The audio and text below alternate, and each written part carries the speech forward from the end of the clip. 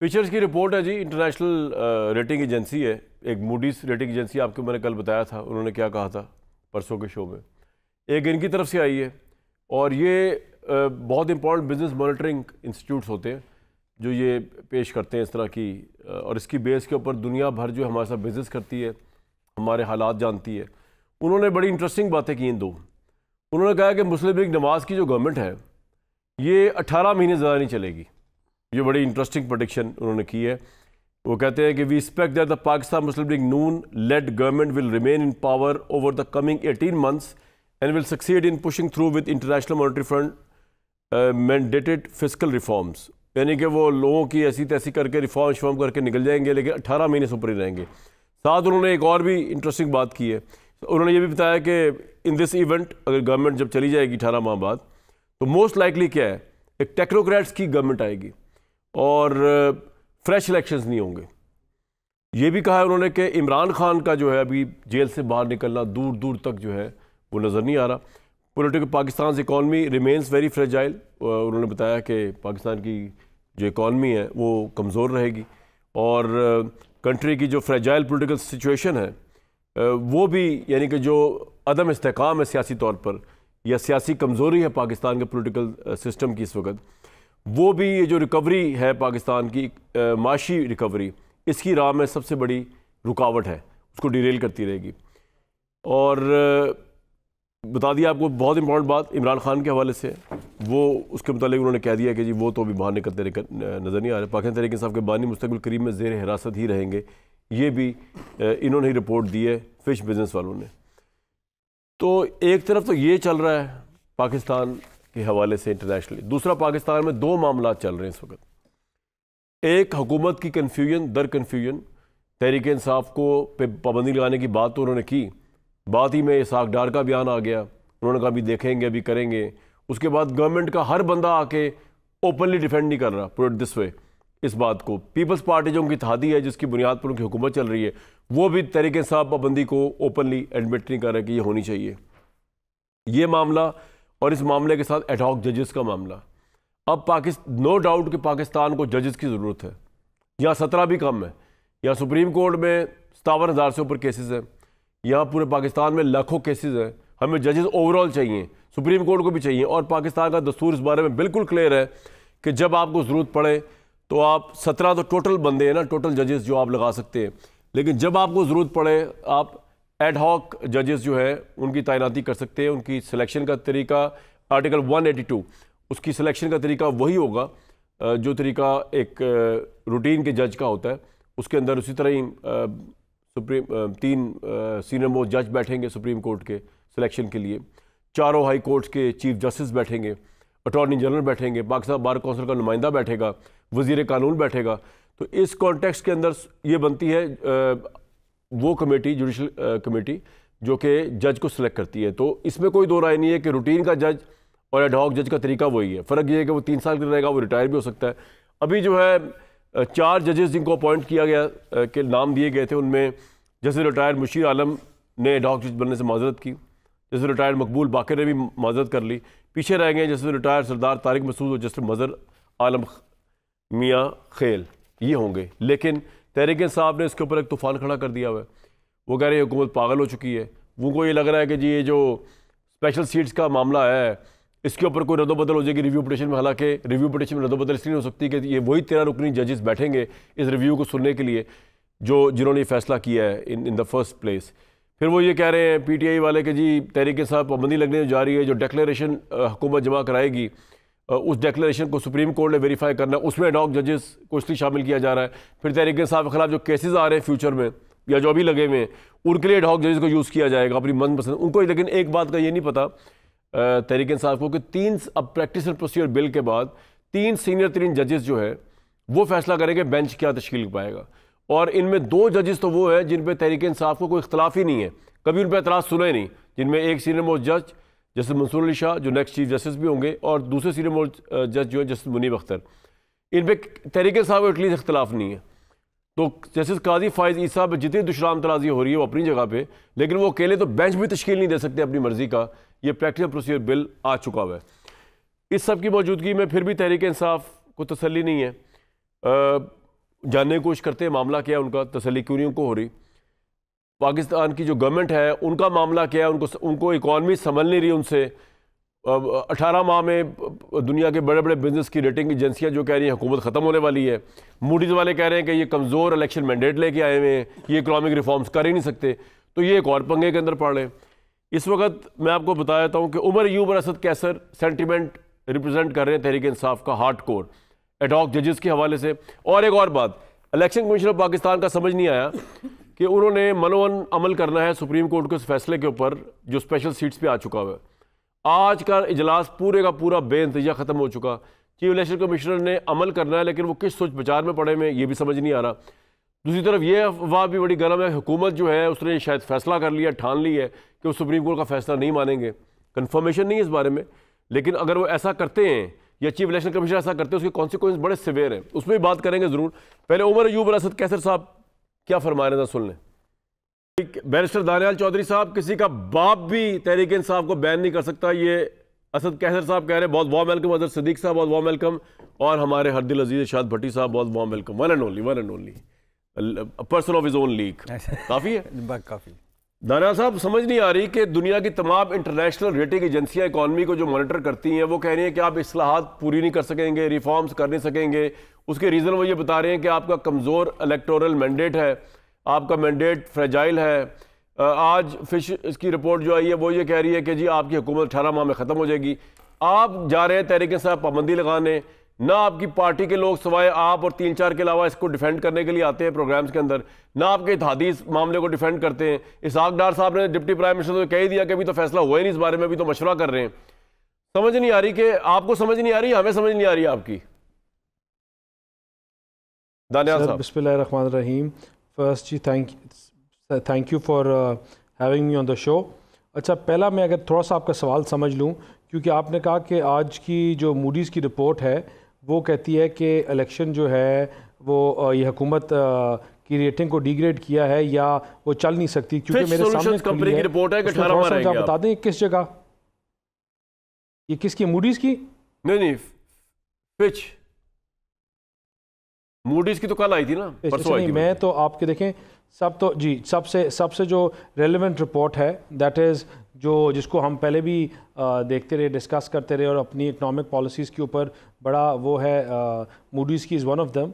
और जो पाकिस्तान की सस्टेनेबिलिटी, पाकिस्तान की इकनॉमिक जो दौड़ है उसमें स्टेबिलिटी और आगे चीज़ों के पॉजिटिव तरफ जाने को निशानदही करती है और बताती है कि किस तरह Pakistan is on the right path.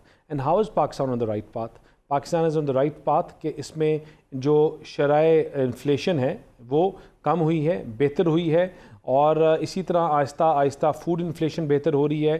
देखिए, हमें एक चीज़ अंडरस्टैंड करने की ज़रूरत है, समझने की ज़रूरत है कि हमें ये मुल्क जो है ये 4 साल खंजरों से ज़ख्मी मुल्क मिला। इसको खंजरों से हमला करते गए and it blade from every corner. वो फॉरेन पॉलिसी हो, वो CPEC हो, वो आपके इंटरनेशनल रिलेशंस हो, वो आपके जहाज़ हो, PIA एयरलाइंस हो या कोई और चीज़ हो, इंटरनल या डोमेस्टिक, हम हर तरफ से ब्लीड करते हैं। अच्छा, मेरा सवाल आपकी इकॉनमी पे नहीं था दानियाल साहब, मैं अगर अर्ज करूं आपको, मेरा आप उस पर चले गए, मैं उस पर बात नहीं कर रहा। मैं तो ये कह रहा हूं, मैं ये कह रहा हूं कि मूडीज के ऊपर जो है ना, मूडीज ने आपकी एक चीज की सिर्फ तारीफ की है जिसको आप बयान कर रहे हैं, वो ये उन्होंने कहा है कि नए IMF प्रोग्राम से पाकिस्तान के लिए फंडिंग के इम्कान बेहतरी आएगी। ये भी आपके लिए बेहतर इसलिए नहीं है कि जो आप IMF की रिफॉर्म्स कर रहे हैं उसमें बंदा तो मर गया ना, उसमें तो बात ही नहीं कर रहा इकॉनमी पे आपसे। मैं तो आपको ये कह रहा था कि मूडीज ये भी कह रही है कि आप इकोनॉमिक रिफॉर्म इसलिए नहीं ला सकेंगे कि आपका इंतखाबी मैंडेट जो है मजबूत नहीं है। आपके मजबूत इंतखाबी मैंडेट ना होने की वजह सोशल टेंशन है। ये नहीं कह रही, और ये मूडीज यही कह रही है सर, मैं इंग्लिश में पढ़ के सुनाया था आपको। मूडीज ये बिल्कुल भी नहीं, वो यही कह रही है सर। एक मिनट ठहर जाइए, आप पढ़ के सुना दें। मूडीज मेरे सामने खड़ा हुआ है। IMF कौन से staff level agreement improves funding prospects but ability to sustain reforms की to easing liquidity risk. Pakistan is vulnerable to policy slippages. Weak governance and high social tensions can compound the government's ability to advance reforms, jeopardizing its ability to complete reviews under the IMF. Pakistan सुने आप complete तो कर लूं मैं sir, complete तो कर लूं, उसके बाद बताएगा। Moreover, risk that the coalition government may not have. अब आपको यहां से इसके बाद बता दीजिएगा ना, आपने कहा कि ये नहीं लिखा हुआ सर, सुन तो ले, आप नहीं बोल रहे उसके बाद, आपने बोला दानियाल साहब, खत्म तो कर लो। जो आप इस्लाह कर रहे हैं, जो आप मतलब बता रहे हैं वो मतलब नहीं लिखा हुआ। नहीं, मैं क्या मतलब बता रहा हूं, मैं सिर्फ ये बता रहा हूं कि आपकी वीक इलेक्टेड मैंडेट जो है उसको उन्होंने कहा सबसे बड़ी रुकावट है किसी भी किस्म की रिफॉर्म को इंप्लीमेंट करने के लिए। ये लिखा हुआ इंग्लिश में सुन लें, moreover risk that the coalition government may not have a sufficiently strong electoral mandate to continually implement difficult reforms remain. ये है, इसकी बात तर्जमा करते हैं अपने हिसाब से। देखिए वो वल्नरेबिलिटी की बात कर रही है ना, वो ये नहीं कह रही कि वो अलग पॉइंट है, ये अलग पॉइंट है। आपको जो भी रिपोर्ट होती है, Pakistan is a vulnerable country, it has always been vulnerable, be it has been vulnerable to terrorism, it has been vulnerable to all the non state actors जो अफगानिस्तान से लेकर आज तक पाकिस्तान में अपना रोल प्ले करते रहे हैं, और हमेशा अपना वो एक रोल डायरेक्टली या इनडायरेक्टली अपना वो रोल प्ले करते रहे हैं। जहाँ तक पाकिस्तान की स्टेटमेंट, इसके सबसे पहले जो शुरू चीज़ ये होती है कि पाकिस्तान अपनी इकनॉमिक स्टेबिलिटी की तरफ जा रहा है। वो जा कैसे रहा है, उसके A-B-C IMF है, कोई और। मेरा सवाल आपसे ये नहीं था, मेरा सवाल ये था इकोनॉमिक स्टेबिलिटी की तरफ जा रहा है। इकोनॉमिक स्टेबिलिटी आप बहुत ले आए, आप थोड़े फिशेस और इनको आपने दूसरी बात की, आपने बात PTI की बैन करने की या PTI की स्टेटस की। देखें बात सुने, इन्होंने कहा कि किसी का बाप भी नहीं कर सकता। हाँ जी। हम तो ना किसी के बाप को बुला रहे हैं, ना किसी के बाप से कुछ करवा रहे हैं। यहाँ बात है एक माइंडसेट की। हम एक जमात नहीं बैन कर रहे, या जमात को बैन करने की बात नहीं कर रहे, हम उस सोच को बैन करने की बात कर रहे हैं जो पाकिस्तान को तोड़ने की बात करती है। उस सोच की को बैन करने की बात कर रहे हैं जो मुक्ति बानी और शेख मुजीबुर रहमान के 1971 को जस्टिफाई करती है, और उस सोच को बैन करने की बात करते हैं जो अपने शोहदाओं के मुजस्मे जलाती है। उस सोच को बैन करने की बात कर रहे हैं कि वो अगर BLA करे तो वो गद्दार, अगर BLA करे तो उनको उनके खिलाफ एक्शंस, और अगर ये करें क्योंकि अंग्रेज़ी बेहतर बोल सकते हैं तो ये अपने पाकिस्तान के सिपा सलारों के ख़िलाफ़, पाकिस्तान की अफवाज के ख़िलाफ़, अपने शोधाओं के ख़िलाफ़ जो बेचारे सरहदों में जाने देते हैं, उनके ख़िलाफ़ आप अमेरिका में प्रोसेशंस करें उनकी तस्वीरें लगाकर तो वो ठीक है। और अगर वही चीज़ कोई और जमात करे, BLA करे तो वो बैन हो जाती है। देखें ये तहरीके इंसाफ जो है और जो इनके कुछ लोग हैं, it's not a political party any more, it's become a cult following. और वो कल्ट फॉलोइंग जो है वो कोई नई चीज नहीं है या कोई आज की बात हो। इस बारे में वो कल्ट फॉलोइंग जो है, ठीक है, आपकी ये पॉइंट आ गया, मतलब बिल्कुल आपका ये पॉइंट आ गया कि आपके पास रीजंस टू बिलीव के तहरीके इंसाफ। सर मेरा पॉइंट तो सुन ले, आपसे बात हो रही है जब से, लेकिन वो डायलॉग किस तरह होगा जब तक मैं आपको पॉइंट अगला नहीं दूंगा ताकि आपसे बात कर सके। आपने बता दिया कि तहरीक इंसाफ दहशतगर्द है, आपने बता दिया कि ये कल्ट फॉलोइंग है, ये एक पॉलिटिकल पार्टी है ही नहीं, ये मुल्क की सलामती के खिलाफ है, ये सब कुछ है। तो मुझे सिर्फ ये बताइए कि अब आपने फैसला कर लिया इसकी बुनियाद पे कि तहरीक इंसाफ पाबंदी लगनी है, राइट? मैंने तहरीक इंसाफ नहीं कहा, मैंने कहा जो भी इस तरह की नॉन स्टेट एक्टिविटीज पर बात तहरीक इंसाफ की हो रही है। आप हमारे वजीर इत्तलात ने तहरीक इंसाफ पाबंदी की बात की है ना, हम हवा में थोड़ी बात कर रहे हैं। सिक्योरिटी को कमजोर करेगा जो तहरीक इंसाफ उसमें उतरती है, पूरा क्यों उतरती है? वो सोच की बात है।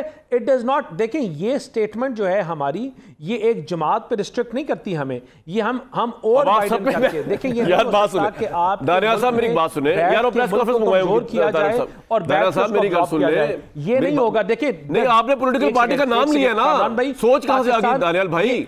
आप खुल के कहे तहरीक इंसाफ की बात करें, घबरा क्यों रहे हैं? मैं आपके साथ हूं, लेकिन ये इमरान भाई ये नहीं हो सकता, ये कामरान भाई ये नहीं हो सकता, ये नहीं हो सकता कि वो बैठ के पाकिस्तान की प्रोग्रेस। आप तहरीक इंसाफ का नाम क्यों नहीं ले रहे यार? क्या मसला हो गया? मैं ले रहा हूं नाम, क्यों उसमें आप पॉलिटिकल बैन लगाने की बात कर रहे हैं? आप खुल के ले यार, या इस सोच को खत्म करना पड़ेगा। एक मिनट, नहीं सोच की बात नहीं हो रही, सोच की बात नहीं हो रही, मैं तो सोच वाली होगी हमारी ब्रिफिंग, सोच वाली बात पे ले गई है। मैं कह रहा हूं अच्छा मेरी बात सुने, आप सुन ले जरा, सुन ले, I want you to respond to this. Tehreek Insaf restrict, Daniyal sahab I want, नहीं आप तहरीक इंसाफ पे रिस्ट्रिक्ट रहना, हमारा एजेंडा तहरीक इंसाफ है, पाबंदी तहरीक इंसाफ पे लगनी है, आपकी गवर्नमेंट ने लगानी है। अगर आपको यकीन नहीं आ रहा, तारड़ साहब को सुनवाएं। सर आप कम से कम तारड़ साहब की बात को तो सपोर्ट करें ना। उन्होंने कहा कि सारे सबूत हमारे पास है, साइफर का, 9 मई का, दहशतगर्दी का, हमने हुकूमत ने फैसला किया तहरीक इंसाफ पे पाबंदी लगाने का। आज आप कह रहे हैं कि नहीं हम सोच पे पाबंदी लगाए, तो is it a U turn और व्हाट? मैंने ये एक से कानून में मैं ये बात कह ही नहीं रहा कि हम उनकी बात नहीं कर रहे। मैं ये बात कर रहा हूं कि हम उस सोच की एम्बिट में वो तहरीक इंसाफ आती है या उनके साथ दो और भी आते हैं। हम बात करें उस सोच की जो पाकिस्तान को तोड़ने की सोच है, पाकिस्तान को नुकसान पहुंचाने की सोच है, जो पाकिस्तान तो दानियाल भाई तहरीक इंसाफ आती है कि नहीं आती? इस वक्त आज जब मैं आपसे बात कर रहा हूं उस पे पाबंदी लगने जा रही है कि नहीं जा रही? आपकी तरफ से आती है, वो तो सर फहरिस्त है ना, सर फहरिस्त है कामरान भाई, वो तो सर फहरिस्त है। यार आपने 3 मिनट लिए, वो तो सर फहरिस्त है। इसमें कौन कौन फॉलो करता है, कौन कौन फॉलो करता है वो है। लेकिन ये फिर दोबारा मैं इसको क्लियर करूं, it is not to ban a political party, it is to ban a सोच जो पाकिस्तान को नुकसान पहुंचाती है, पाकिस्तान को कमजोर करती है, आपके पॉइंट आ गया आपका जी। आपके सिपा सलारों को, पाकिस्तान को तोड़ने की बात बिल्कुल, मैं आपसे इस हद तक बिल्कुल एग्री करता हूं। ये दोनों सोचें कि हर वो शख्स सोचें इकट्ठे नहीं जा सकती आगे। हर वो शख्स should be counted to the court of law जो पाकिस्तान के दिफाई इदारों में सेडिशन करता है, जो पाकिस्तान के दिफाई इदारों के खिलाफ बयानिया बनाता है, बिल्कुल उसको सजा मिलनी चाहिए और बड़ी सख्त सजा मिलनी चाहिए।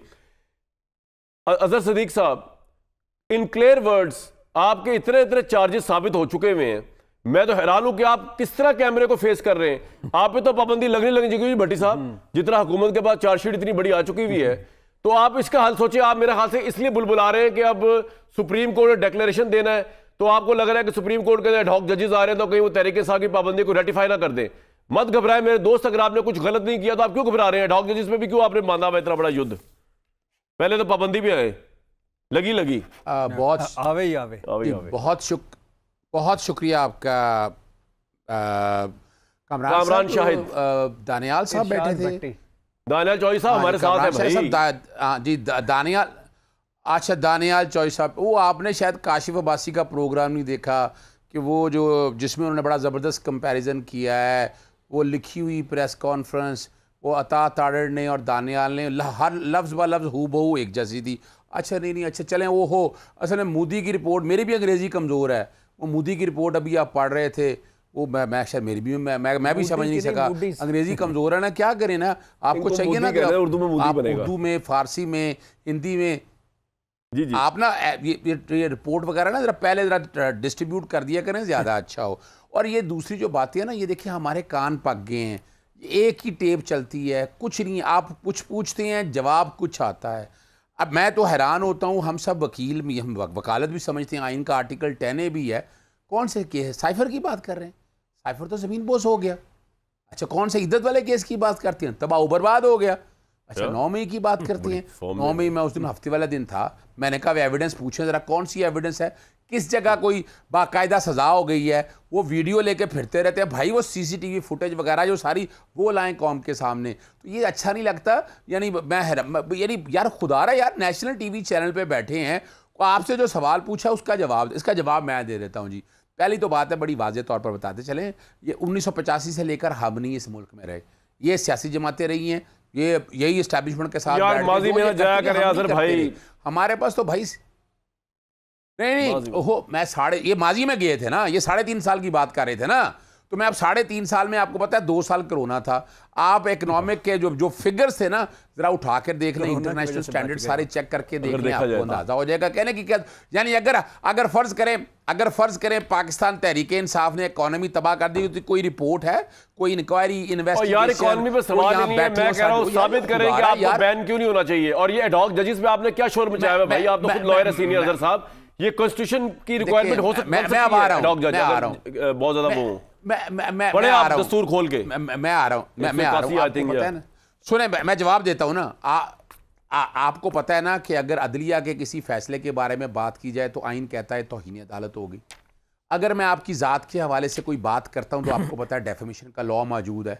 ये मेरी समझ से बाहर है कि भाई अगर किसी ने कोई पॉलिटिकल स्टेटमेंट दे भी दी है तो पॉलिटिकल स्टेटमेंट किस बुनियाद, अच्छा उस पॉलिटिकल स्टेटमेंट के बाद क्या ऐसा हो गया, क्या ऐसा तूफान आ गया कि जिसको हम आपने तूफान क्यों खड़ा किया है? मुझे समझाए ना, एड हॉक जजेस का तूफान क्यों खड़ा किया है आपने? एड हॉक जजेस लगते हैं आप क्यों कर रहे हैं उसके हवाले से? मैं उसी तरफ आ जाए ना कोई बदनीति नहीं है हमारी, आर्टिकल 180 पढ़ ले, हमारी कोई बदनीति नहीं है। असल में आइन और कानून पढ़ा नहीं सर, मैं बड़ी वजाहत से आर्टिकल 182 खास तौर पे एड हॉक जजेस की लगाने की बात करता है जी, वो किस लिए कहता है, एड हॉक किस लिए कहता है, यानी आपकी वजह मैं पहले एक बात कर दूं, आपको समझ आ जाएगी। इस वक्त जो हमारी इतलात के मुताबिक ना 10 जजेस एक तरफ खड़े हैं, 7 एक तरफ खड़े हैं, तो 10 ये 7 है, 7 का फिगर 11 कैसे कर रहे हैं? 4 चाहिए, यानी 4 ही क्यों चाहिए? वो 4 की मैं अंदर से बात आपको ये बता दूं, और चारों के चारों जो जजेस दो तो आपकी वजह से डिमोटिवेट हो गए। काजी फैसल साहब कौन होते हैं? ना सुनने ना, मैं बात खत्म कर रहा हूं। वो यानी वो 4 जजेस जो हैं उनमें से 2 तो भाग गए, वो बाकी दो भी वो दो इसलिए नहीं भाग रहे कि उनमें आपको पता है एक अपना, यानी इनमें से चारों ने बेनिफिशियरी हैं नून लीग के। आप याद रखिएगा, ये ज़हन में रख दूं बात आपको, हमें कोई एतराज़ नहीं है, हमारी बार काउंसिल और बार एसोसिएशन सब ने रिजेक्ट कर दिया इस बात को। और वो एडहॉक का बेस क्या बनाते हैं? एडहॉक का बेस ये है कि कोई जज बीमार हो गया, कोई जज हज के लिए चला गया, तो हालात ऐसे आ गए हैं तो आप जनाब टेम्पररी जज लगा लें। किसने कहा? लेकिन वो तादाद जो है ना, वो तादाद नहीं छेड़ सकते।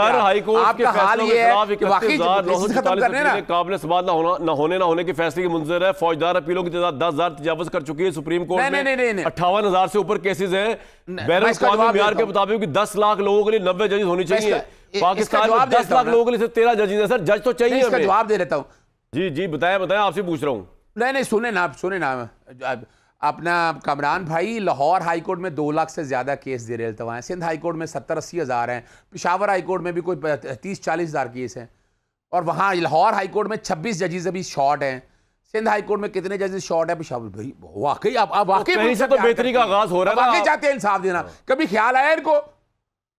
सुने ना अभी सुप्रीम कोर्ट तो आखिरी। अच्छा ये क्यों लगा रहे हैं डॉग जजेस? आप बताएं। आपने डॉग जजेस क्यों लगा रहे हैं? ये क्यों लगा रहे हैं? बताएं मुझे। अच्छा, उसकी वजह देखिए, अब मैं उसकी वजह बता देता हूं भाई। हुआ क्या, इनका बहुत बड़ा प्लान था कि जनाब ये जो है ना रिजर्व सीटें, ये जो डाके का माल है ये ले जाएंगे। डाके का माल आपको पता क्या होता है? यानी मिसाल अजहर सिद्दीक घर का मालिक है, कमरान भाई मेरे साथ किराए पे आए, इरशाद भट्टी साहब भी आए, दोनों ने कहा कि यार नहीं कब्जा कर लिया। सिविल कोर्ट गए, हाई कोर्ट गए, और ये सारी, मैं भट्टी साहब जरा मजाक कर कब्जा देने की बात कर रहा हूं आपको। आप लाहौर हाई कोर्ट से, आप हाई कोर्ट से भी जीत गए, सुप्रीम कोर्ट गए। सुप्रीम कोर्ट ने कहा अच्छा भी भट्टी साहब और कमरान शाही साहब आप मलकियत कह रहे हैं, सबूत तो लाए। वो कहते ये मलकियत है। उन्होंने कहा नहीं, जब मलकियत तो वही रिव्यू पिटीशन सुनेगा बेंच यार जो पहले था, उसमें तो ये 13 ही बैठेंगे।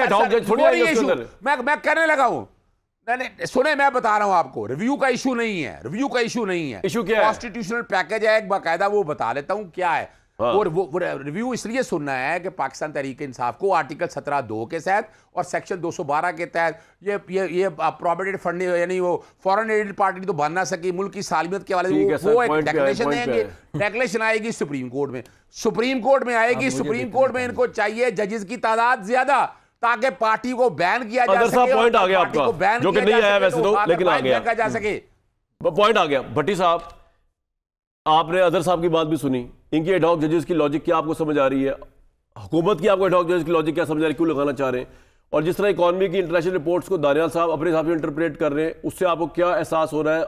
इकोनॉमिक रिपोर्ट्स आपको क्या मैसेज दे रही है पाकिस्तान के बारे में? और ये जो फैसला है आपके ख्याल में तहरीक इंसाफ को बैन करने का, हुकूमत पहले कमिटेड थी, रिएक्शन दे के पीछे हट गई है, या आपको लगता है अभी भी कमिटेड है?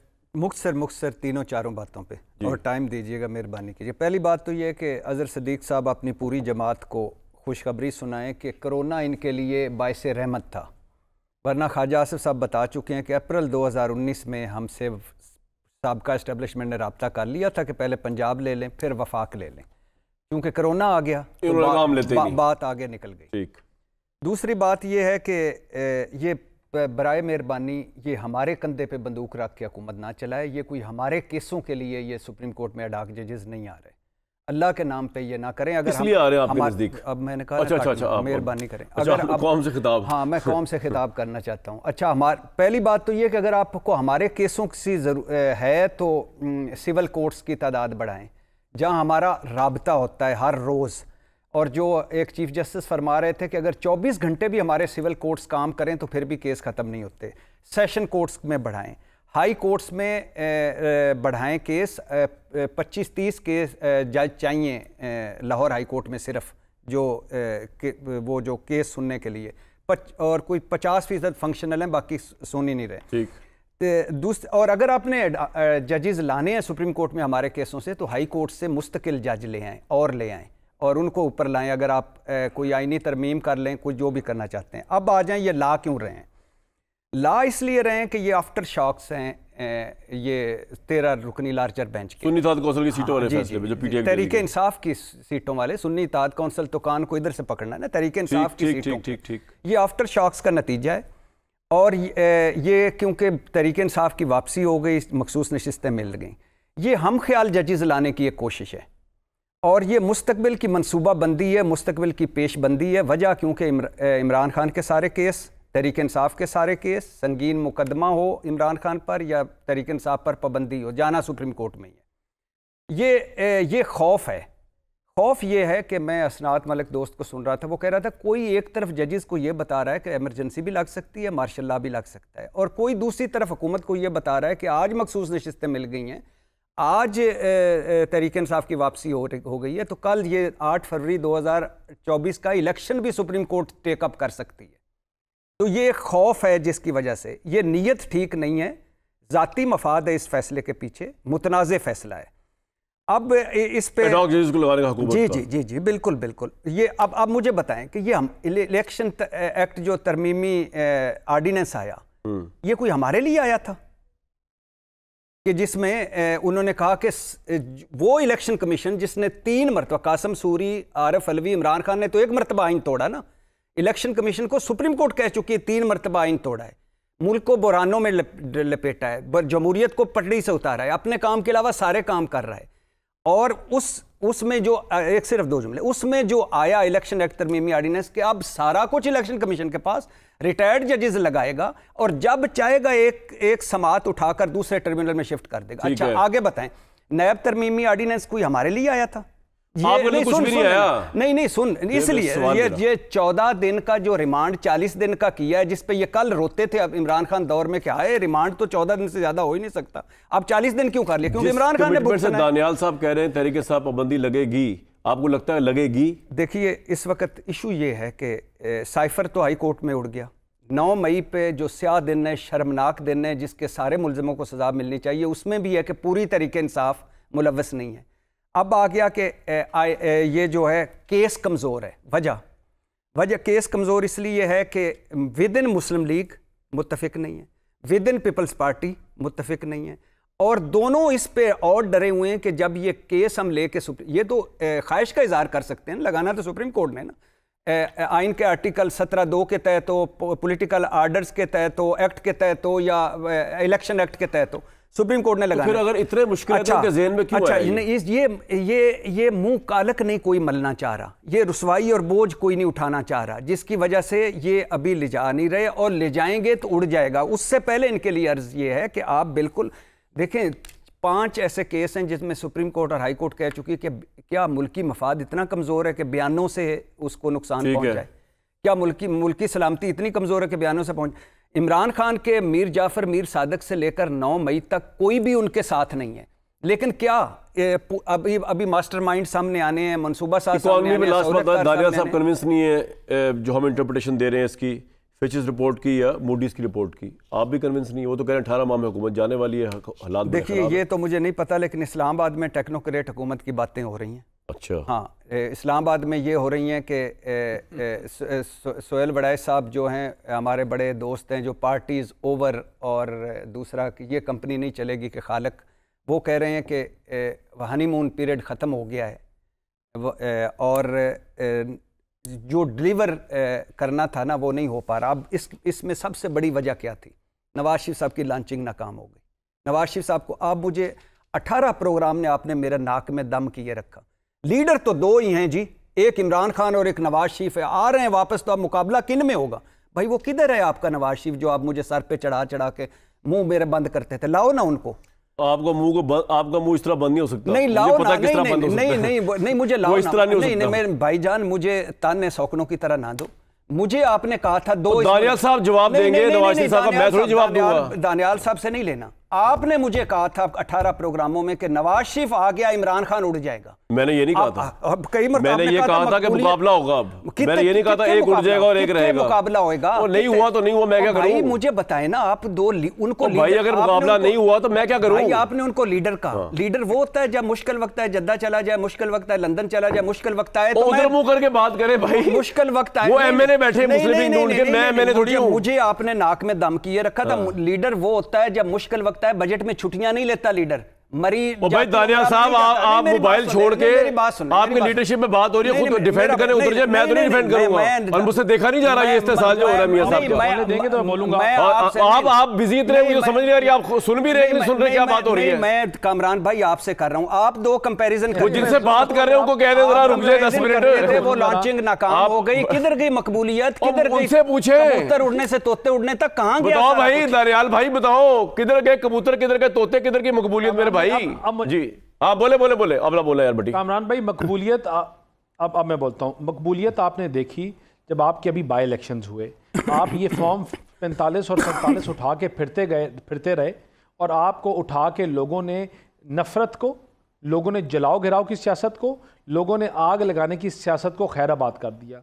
उन तमाम फेंस सिटर्स ने जो इलेक्शन के बीच में और इलेक्शन के पास इनके साथ खड़े हुए थे, सब ने इनको छोड़ दिया, और इसीलिए छोड़ा कि पाकिस्तान की आवाम का आज मसला इमरान खान नहीं है। भाई आप लोगों का आज मसला ये जो उनकी बातें और ये स्टोरियां नहीं है, लोगों का आज लोगों ने नफरत की सियासत को, जलाओ गिराओ की सियासत को, पाकिस्तान के बंद करने की सियासत को खैराबाद का है। हर बंदा कहता है कि मैशत आगे चले, मैशत बेहतर हो, मुल्क आगे चले, और ये मुल्क आगे चलेगा। मैं आपको एक बात बताऊं कामरान भाई, चाहे जो मर्जी कर ले या चाहे जो मर्जी ये कर ले, जो मर्जी ये कह लें, इस मुल्क को पहले हमने जो इन्होंने 4 भट्टी साहब कह रहे हैं आपकी तो अपनी सीट गलत तरीके से जीती हुई है, उनको जवाब दे पहले एक बात, और मुझे जवाब दे मेरे सवालों का। आप उसको रिकंस्ट्रक्ट भी, वो जवाब नहीं है कामरान उसके पास यार। हमारा यार आप तो अजहर साहब चुप हो जाए, भट्टी साहब की मौजूदगी में आपकी गैर मौजूदगी। एक सेकंड बताए ना, एक सेकंड प्रोग्रामों में इस बंदे का जवाब आपकी। सर एक सेकंड ना, आप अपनी बारी में बोले ना, आपने बोल लिया, मैं आपकी बात खामोशी से सुनी, मैंने आपको नहीं काटा, अब मुझे बोलने दें, थोड़ा सा बर्दाश्त करें। जी दानियाल साहब बोले, हौसला डालेंगे आप। जी दानियाल साहब बोले। क्या मुझे बात बताएं कि आपके इकोनॉमिक इंडिकेटर्स नजर कैसे आते हैं भाई, कि कामरान साहब का शो में आज अगर मूड खराब है या किसी और का मूड खराब है तो वो जो बात करेगा, आपको नजर आता है आपका स्टॉक मार्केट पाकिस्तान की हाईएस्ट पॉइंट इंडेक्स के ऊपर है। इन तमाम चीजों के बावजूद जिस दिन फैसला आया 200 पॉइंट नीचे था, आज 80,000 पॉइंट टच कर रहा है। आपकी जो महंगाई की शरह है उसमें कमी आई है। आप जो भी बात कर रहे हैं, ब्लूमसबर्ग के एक आर्टिकल की बात कर रहे हैं, ब्लूमसबर्ग ने पाकिस्तान को बेहतर रेट किया है। आप जिस चीज की बात करेंगे, जो रेटिंग उठाएंगे, बिजली के बिलों ने लोगों को मार दिया यार। आप पता नहीं किस इकोनॉमी की बात, कौन सी इकोनॉमी की बात कर रहे हैं, कोकाफ की इकोनॉमी की बात। अच्छा मेरी बात, सवाल का जवाब दें। दानियाल साहब एक बात, कामरान साहब मुझे एक बात सुने, जी दानियाल भाई बोले, एक बात बताएं, आपकी फूड इन्फ्लेशन आज से 6 महीने पहले किधर थी? आटे की कीमत किधर थी? आपकी जो कमोडिटी इन्फ्लेशन थी वो किधर थी? यार 6 महीने की जरा वो भी दे दे, मेरी जगह के ऊपर आ रही हैं यार। आपका तो सवाल ही कोई नहीं। आप कह रहे हैं कि दानियाल साहब धांधली से जीत के आए, नवाज शरीफ हार गए हैं, वो लीडर, आपको किसी नवाज शरीफ साहब की अपनी सीट मशकूक है। जी दानियाल साहब, जिन पे आपने मकबूलियत के कुतुब मीनार खड़े किए थे ना, भट्टी साहब कह रहे हैं आप ही 2 नंबर तरीके से जीत के आए। कुतुब मीनार जहां खड़े किए थे ना कामरान शाह साहब ने, दानियाल से मुझे शराफत से बात करें। भट्टी साहब मुझे बताएं, मकबूलियत जवाब दे दूं कामरान इसका यार। अजहर साहब मैं आपसे बड़ा मायूस हूं। आपके बाई इलेक्शंस में देखे ना, नजर आती बाई इलेक्शंस में बोलते, इनको उठा के लोगों ने बाहर फेंक दिया। आप निकालते, कभी कहते हैं हम यहाँ धरना देने, कभी कहते हैं हम बनने वाले की बात तो नहीं कर रहे हैं, इसमें एनपी जीती है। कोई प्रोसेशंस में निकलने के लिए तैयार नहीं है। इमरान खान रोड पे छोड़ दीजिए, वो फारिग हो गए उनकी मकबूलियत। मैं एक ब्रेक पे जा रहा हूं, ब्रेक पे जाने और मैं अपनी मायूसी का इजहार, कामरान शायद जवाब दो, किधर है आपका लीडर? किधर है आपका लीडर कामरान शाह? मेरा लीडर जो है ना, किधर है? पता कौन है? 2 ही लीडर रह गए, कामरान शाह। मेरा बताऊं, इन तमाम चीजों के बावजूद ये लाइन ड्रॉ करनी है कि ये नहीं हो सकता कि ये कमरे बैठ के लाइन ड्रॉ करनी है, पीटीआई को बैन करके ये डी चौक में कमरे कौन जवाब मांगती है? पाकिस्तान ऐसे आगे बढ़ेगा। ये नहीं हो सकता कि पाकिस्तान के दुश्मनों के साथ ये मिलकर स्टेटमेंट्स दें और कहें पाकिस्तान आगे ऐसे बढ़ेगा। पॉइंट आ गया। जो मर्जी बात कर ले, जो मर्जी बयानियां पेश कर ले, पाकिस्तान आगे बढ़ेगा। सर पॉइंट आ गया आपका, ये अच्छा बयानिया है, अच्छा रेटरिक है, अच्छा आपने बयान किया, लेकिन हमने ग्राउंड पे मैं भी आपको बताता हूं पाकिस्तान के लोगों की हालात क्या है। हमने इस मुल्क में डिलीवर किया, ये मुल्क हमें तारीख भाई इस वक्त तो नहीं कर रहे ना, डिलीवर किया। दहशतगर्दी में मिला, हमने डिलीवर किया। एक ब्रेक, ऑपरेशन हमारी जमात ने किया। मुझे बता दे, मुझे एक बड़ा मंसूबा, आप हमारा मौजूदा एक ब्रेक लूंगा, आप और जवाब बुतों को पाश कर दूंगा। 8 साल में एक मेट्रो नहीं बना सकी, जो 8 साल में लोगों को एक रोड नहीं दे सकी, ये वो लोग हैं। दानियाल साहब, आपको मेरी आवाज आ रही है? इनके पास ना कुछ है ना ये दे सकते हैं। आपका पॉइंट आ गया, आपका पॉइंट आ गया, बहुत भरपूर पॉइंट आ गया। अजहर भाई, आपसे बड़ा मायूस हुआ हूं मैं। भट्टी साहब ने आपका काम किया है, लेकिन चले बहरहाल मैं एक ब्रेक लेके आपको आखिरी मौका दूंगा अदर साहब को। नहीं, ये बात बताओ ये कि किधर है आपका मूज, वो ब्रेक पे जाने से पहले बताते हैं। हाँ, पूछे किधर है मियां मोहम्मद नवाज? मुझे क्या पता, मेरी जेब में भाई, उनसे पूछे जिनके लीडर है वो। अच्छा, बजट में छुट्टियां क्यों नहीं? बजट में छुट्टियां क्यों नहीं? उनसे पूछे, टैक्स लग रहे थे, हम मर रहे हैं, वो क्यों नहीं आ रहे? आप किधर है वो बता रहे हैं? आप सवाल जिनसे पूछ रहे हैं तो उनसे जवाब लेना। इमरान शाह से क्यों पूछ रहे हैं? इमरान शाह से पूछ रहा हूं। दानियाल साहब बताएं किधर है? किधर? पाकिस्तान की हर गली में है। 9-10 मुहर्रम जब धमाके हर गली में कदम बढ़ाओ। पाकिस्तान में जिसका कंट्रोल नवाज शरीफ का अक्स, मियां उनकी बेटी मरियम नहीं नवाज चाहिए। मुझे एक ब्रेक लेनी है। नहीं, असल नवाज शरीफ चाहिए। मुझे मेरे सवालों के जवाब नहीं मिले। वो डिबेट नहीं हो सकी जो मैं चाह रहा था अभी तक। मैं ब्रेक के बाद कम बैक करूंगा। जवाब दो अदर साहब, मुझे सिर्फ ये बताएं, आप कर लीजिएगा। एक अदर से बात कर लूँ, आपने उनकी स्पेस भी ले लिया ना। नहीं, मैंने जगह भी ले ली, आप उनकी जगह ले नहीं सकते। स्पेस नहीं ले। अदर साहब, मुझे एक बात समझाइए कि यार ये पाकिस्तान की इकॉनमी खराब होती है तो इसमें सबका नुकसान है ना मेरे भाई। जेल में बैठे बंदे का भी है और जो आज़ाद फिर रहे हैं उनका भी है। तो यार ये बिला वजह की चीज़ों में क्यों तो शोर मचाते हैं आप? मुझे नहीं लगता कि तहरीक इंसाफ पाबंदी लगाने जा रहे होंगे। अगर जा रहे होते तो गू मगू की कैफियत में ना होते। मुझे नहीं लगता कि रिव्यू पिटीशन आपके खिलाफ आ जाएगी। तो प्रॉब्लम क्या है? इतना एडहॉक जजेस पे भी शोर मचाया, हर वक्त शोर मचाया हुआ आप लोगों ने भाई।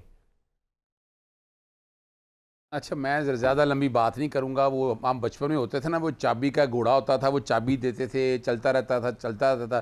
जब चाबी ख़त्म होती थी आया था। मैं बड़ा हैरान होता हूँ इन चीज़ों के ऊपर। यार खुदारा इतना झूठ बोले जो समझ में आए।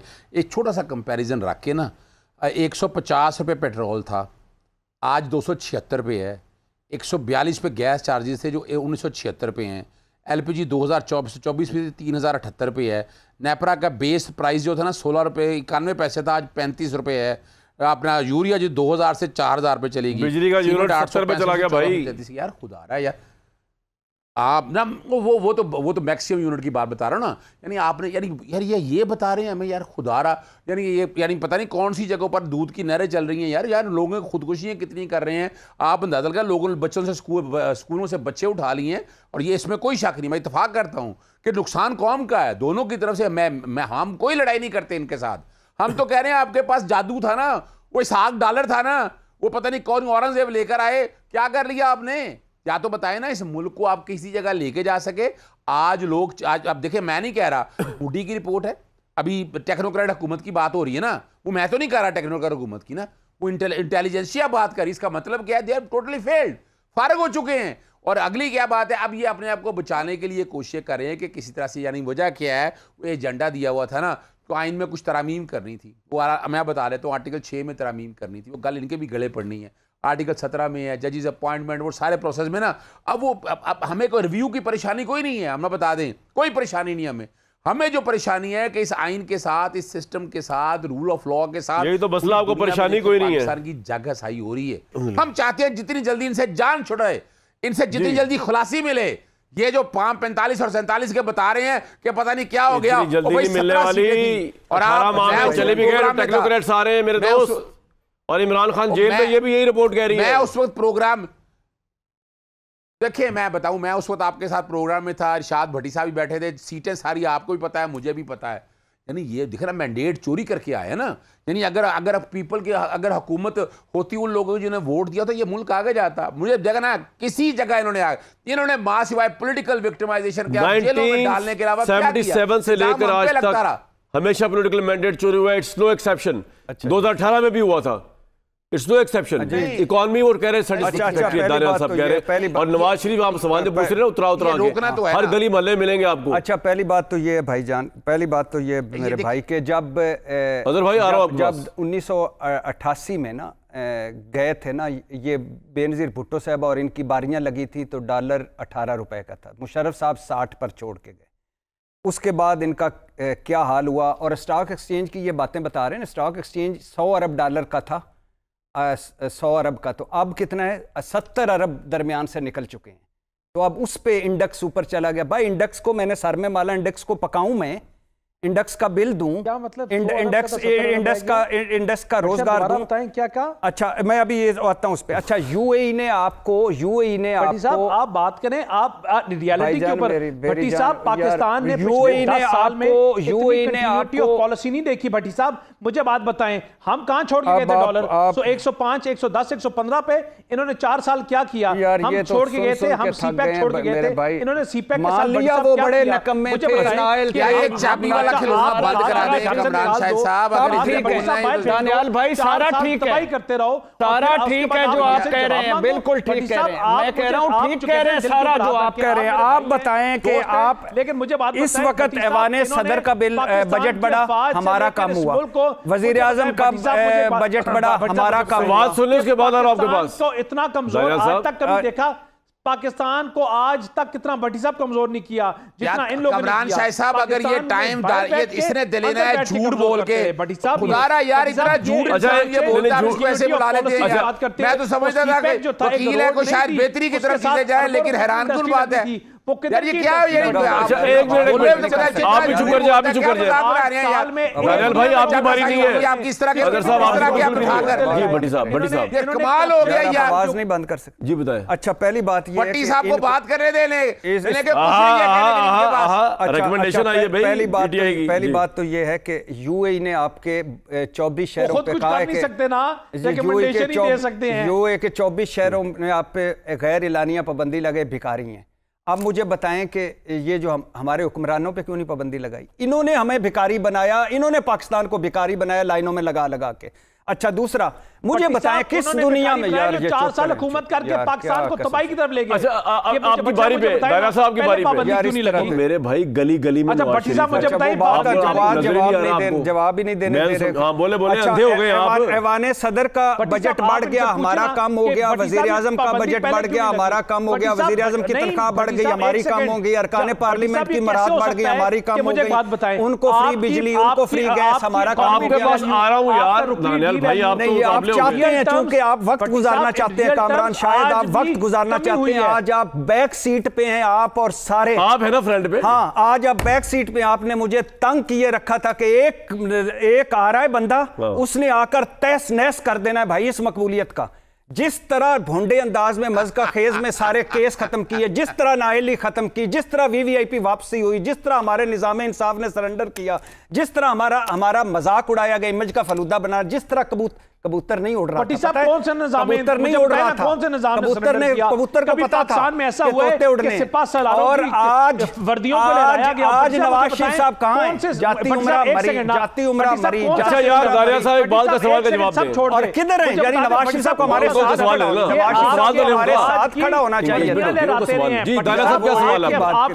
आपके फौजी बच्चों की वर्दियां लहराते हैं, ये पाकिस्तान ये रूलिंग पार्टी है यार। मैं और बात कर रहा हूं, और बात उनको सजाएं दें, उनको लटकाएं बैठ के। मैं कह रहा हूं आप मसाइल तो हल करें। मेरी एक बात सुने, ना हम फौज की तौहीन बर्दाश्त करेंगे और ना फौज को इस्तेमाल करने देंगे। दोनों बातें गलत हैं।